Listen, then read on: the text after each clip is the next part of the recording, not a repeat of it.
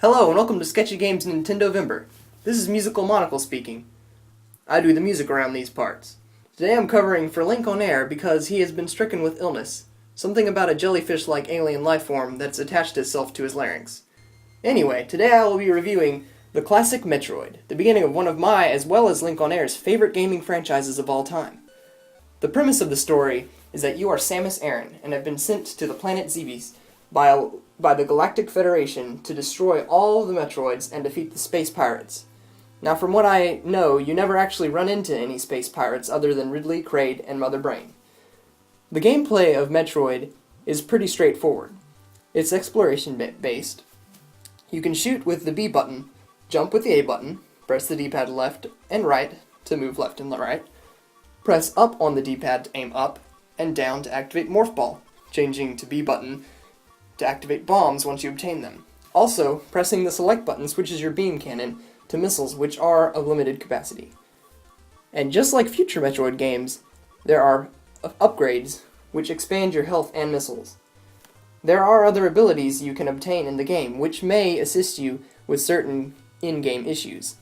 From the get-go, there are tons of enemies that are too short to be hit with your beam, which wouldn't be an issue, but there is no crouch.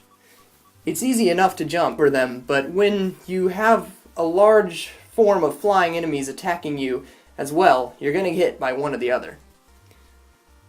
More often than not, to explore the world, you have to go through large vertical shafts, which aren't too much of an issue while you're ascending.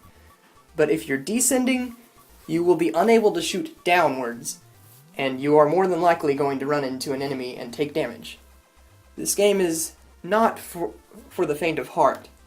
When you start the game, and when you respawn after dying, you begin with only 30 health out of a possible 99, unless you've acquired energy tanks. There are also places in the game that require some precision platforming, which may be somewhat aggravating. The visuals, well, it's an 8-bit NES game from the 80s. It looks good for what it is. I'm impressed with the art direction in old school games, making the sprites still look recognizable with such limited capabilities. The soundtrack of the game is pretty good. Sure, it loops, but it's never annoying. Though, if you're like me and spend the 40 minutes in the first area trying to make progress without getting murdered, but you do not enjoy repetition as much as I do, you'll probably turn off the audio at some point. I know my dad used to crank up the heavy metal music while he was playing the game back in his teens. While I grew up near the end of the Super NES era, I was fortunate enough to have a relatively young hip father who showed me the ropes of the classic NES genre. If you're into classic titles and have not played through this iconic beast, I would recommend getting it.